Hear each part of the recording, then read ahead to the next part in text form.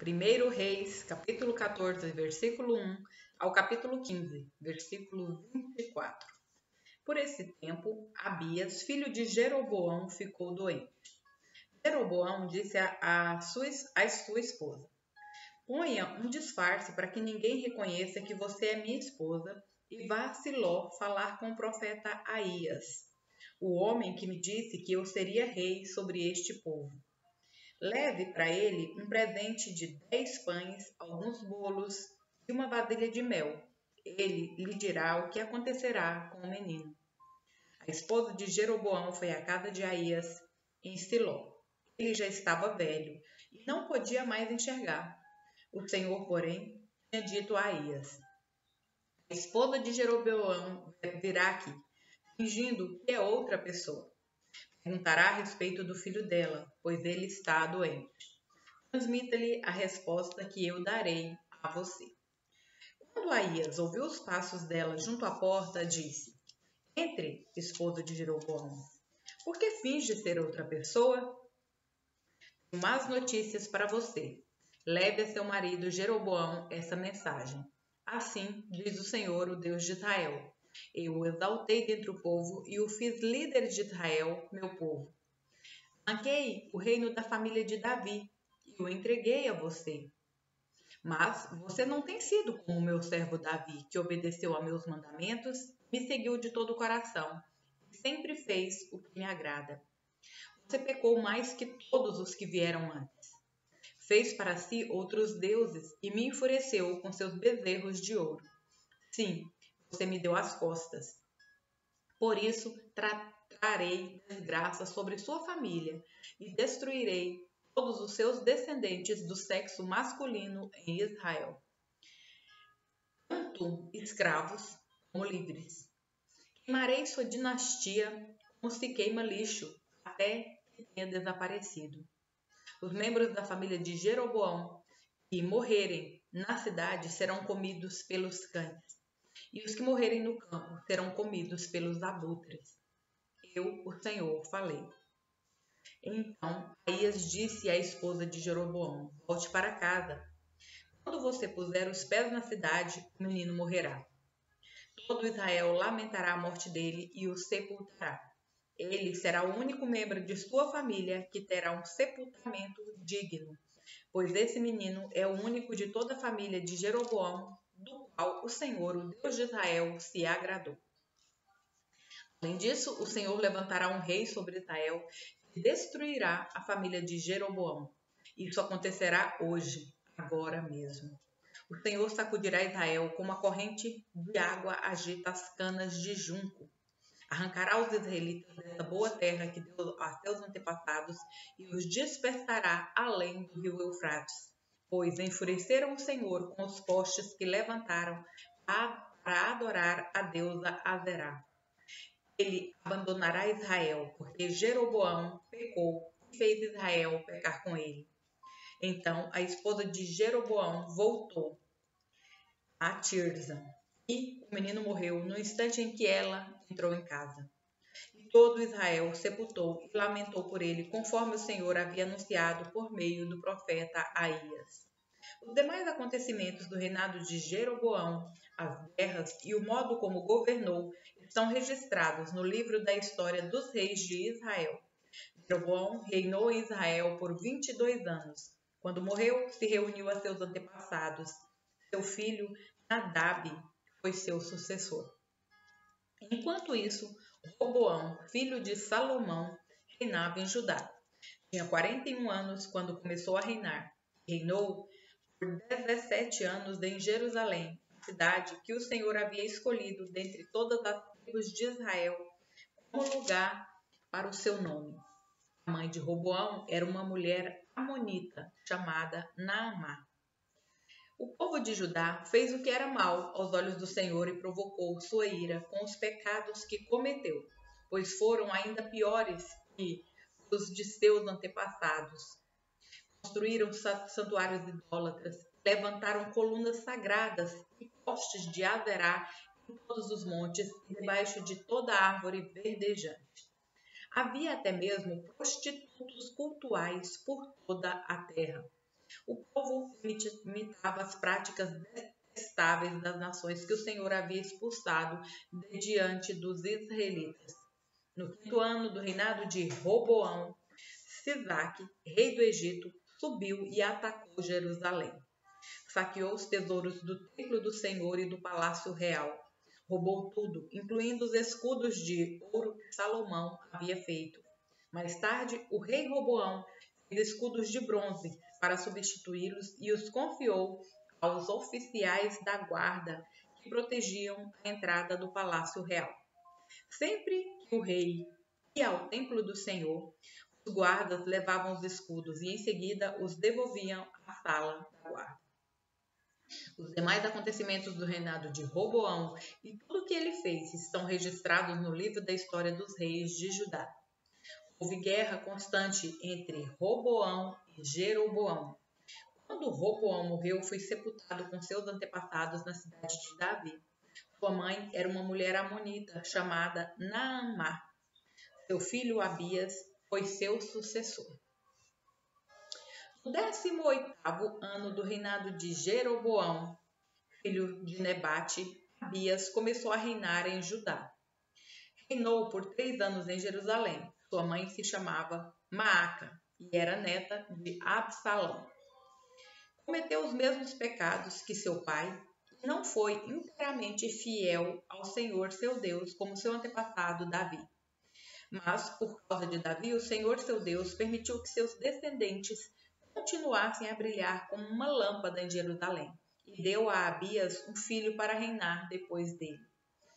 Pois Davi tinha feito o que era certo aos olhos do Senhor e obedecido a seus mandamentos durante toda a vida, exceto no caso de Urias, o hitita. Durante todo o reinado de Abias, houve guerra entre Abias e Jeroboão. Os demais acontecimentos do reinado de Abias e tudo o que ele fez estão registrados no livro da história dos reis de Judá. Houve guerra constante entre Abias e Jeroboão. Quando Abias morreu e se reuniu a seus antepassados, foi sepultado na cidade de Davi. Seu filho Asa foi seu sucessor. No 20º ano do reinado de Jeroboão em Israel, Asa começou a reinar em Judá. Reinou em Jerusalém por 41 anos. Sua avó se chamava Maaca, que era neta de Absalão.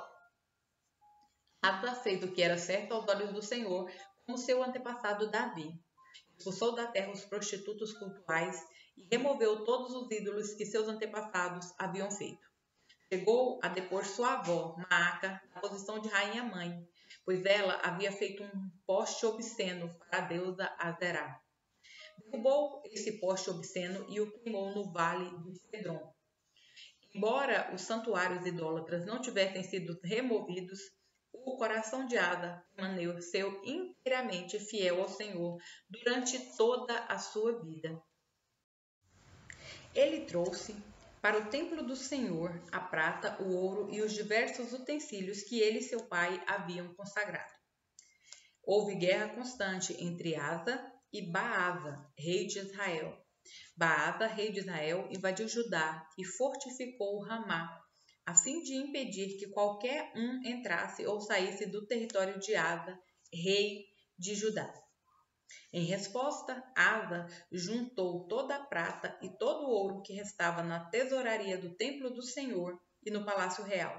Enviou alguns de seus oficiais a Ben-Hadad, rei da Síria, que governava em Damasco, filho de Tabrimon e neto de Ezion, com a prata e o ouro, a seguinte mensagem: façamos um acordo, você e eu, como aquele que houve entre seu pai e o meu. Envie um presente de prata e ouro. Rompa seu acordo com Baasa, rei de Israel, para que ele me deixe em paz.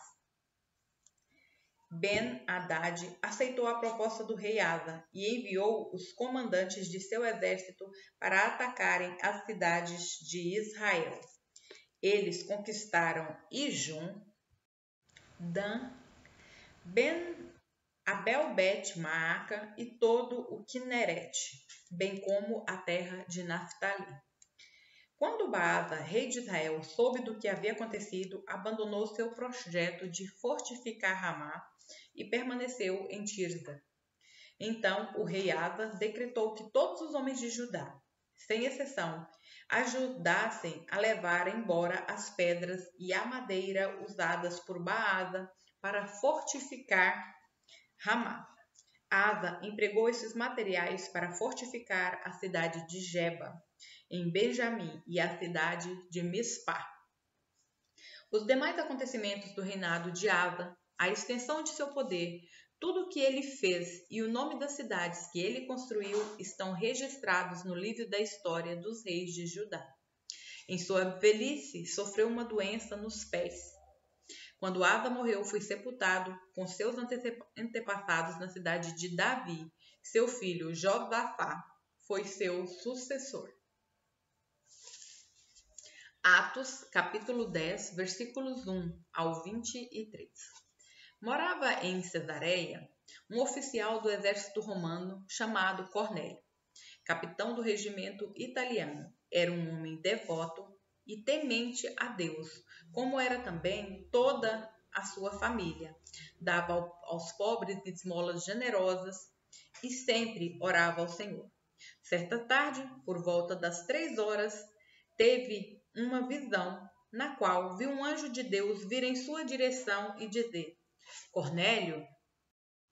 Temeroso, Cornélio olhou fixamente para o anjo e perguntou: Que é, Senhor?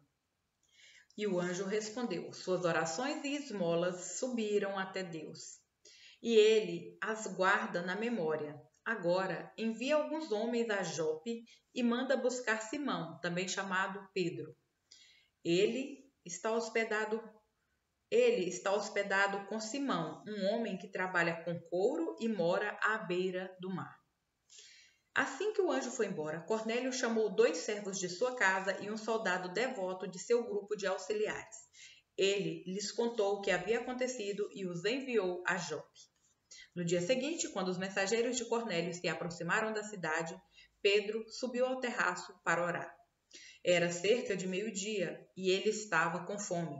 Enquanto a refeição era preparada, entrou num êxtase. Viu o céu aberto e algo semelhante a um grande lençol ser baixado por suas 4 pontas. No lençol havia toda espécie de animais, répteis e aves.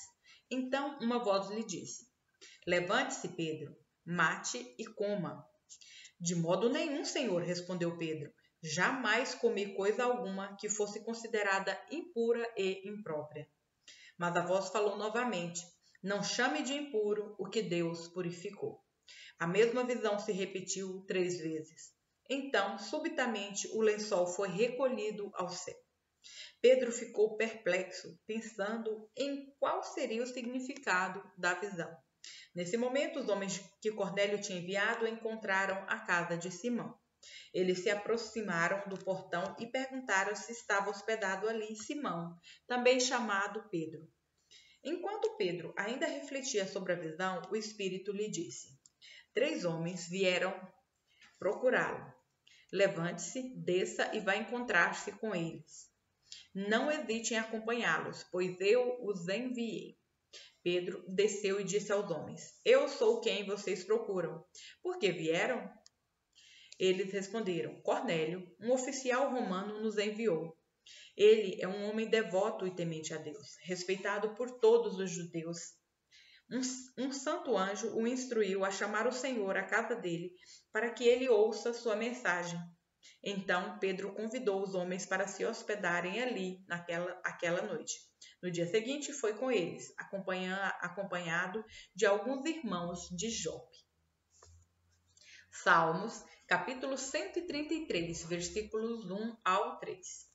Como é bom e agradável quando os irmãos vivem em união, pois a unção é preciosa como o óleo da unção, que era derramado sobre a cabeça de Arão e descia por sua barba até a bainha de suas vestes. É revigorante como o orvalho do monte Hermon, que desce sobre os montes de Sião. Ali o Senhor pronuncia sua bênção e dá vida para sempre. Provérbios, capítulo 17, versículos 7 ao 8. Não convém ao tolo falar com eloquência, e muito menos ao governante mentir. O suborno é como um amuleto da sorte. Quem o oferece sempre alcança o que quer.